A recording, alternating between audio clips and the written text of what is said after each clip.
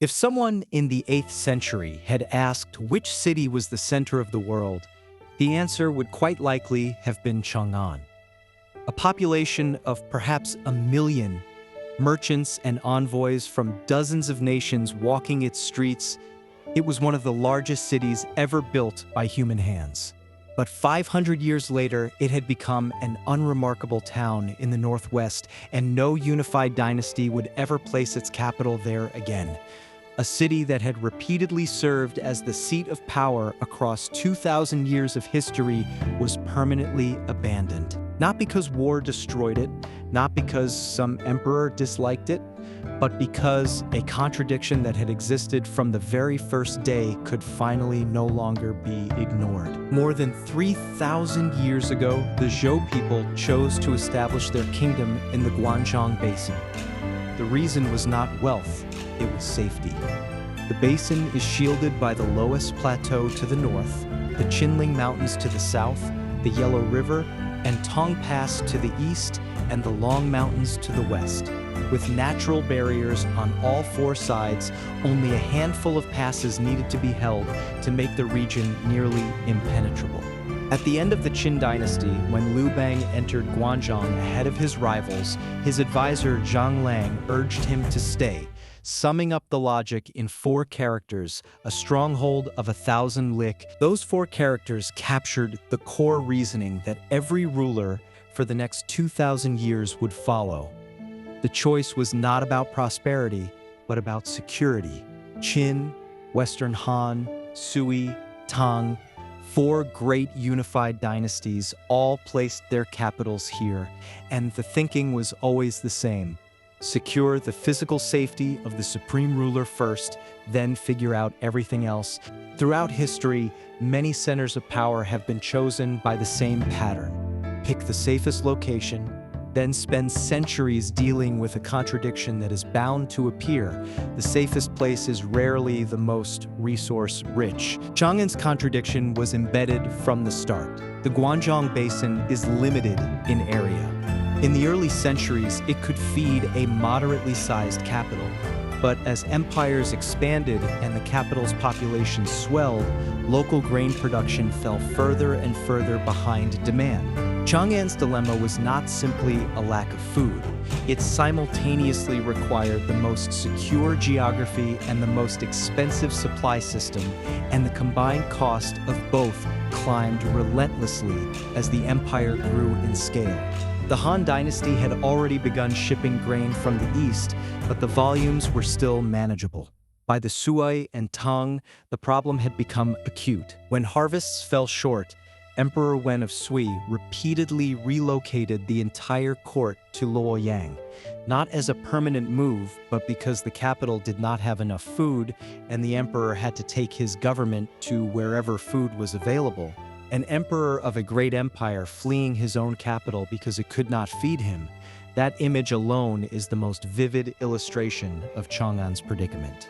Emperor Yang of Sui built the Grand Canal in part to solve this problem, creating an artery to carry grain from the Jiangnan region to Luoyang, where it would then be transferred onward to Chang'an. The Tang Dynasty inherited this canal, but the cost of transport was enormous. Grain had to travel thousands of lit by water and then pass through a relay point before it could arrive. Chang'an became a giant clinging to the end of an impossibly long supply line, consuming every day yet unable to produce enough energy on its own. Any center of power that depends heavily on a single supply corridor faces the same structural risk. The corridor is a lifeline in peacetime, and the first thing severed in conflict. The An Lushan Rebellion proved the point. The canal was cut. Local agricultural production in Guanzhong was devastated by the fighting, and Chang'an plunged into a food crisis almost immediately. This was not an accident. It exposed the fundamental fragility of Chang'an as a capital. Its prosperity depended entirely on a lifeline stretching 1,000 li away, and in war, a lifeline is always the first target. After the rebellion, the Tang Dynasty never fully regained control of the canal. Chang'an's days as a capital entered their final countdown when the Tang fell 2,000 years of history as a seat of empire quietly came to an end. When the Song dynasty was founded, Zhao Kuangyin considered relocating the capital to Chang'an or Luoyang, but ultimately chose Kaifeng. Kaifeng was the opposite of Chang'an in every way. No natural barriers, flat plains on all sides, utterly indefensible. But it sat at the central node of the canal network, where grain and supplies could flow in from every direction at low cost. At the same time, the Song's military strength was insufficient to control Guanzhong and the northwestern frontier the way the Qin and Han once had. This choice was itself a signal that an era had turned. The empire's first priority had shifted from security to efficiency. Once the economic center of gravity had irreversibly moved to the Jiangnan region, the capital stranded in the remote northwest became a logistical nightmare. Chang'an was not abandoned because it had declined. It was abandoned because the empire's entire gravitational field had shifted. From the Song onward, the center of gravity moved permanently east and south.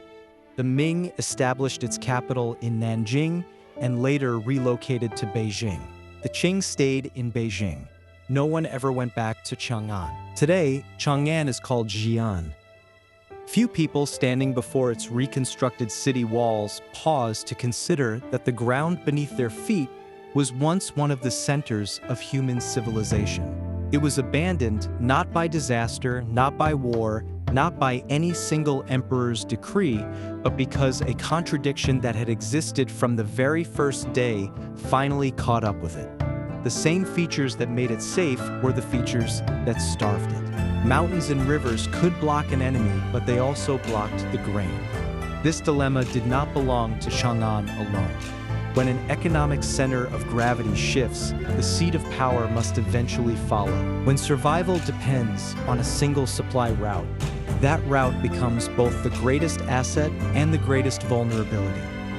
For the 200 years before Chang'an was formally abandoned, every emperor knew where the problem lay. But the cost of relocation was too high, the inertia too strong, the entrenched interests too deep.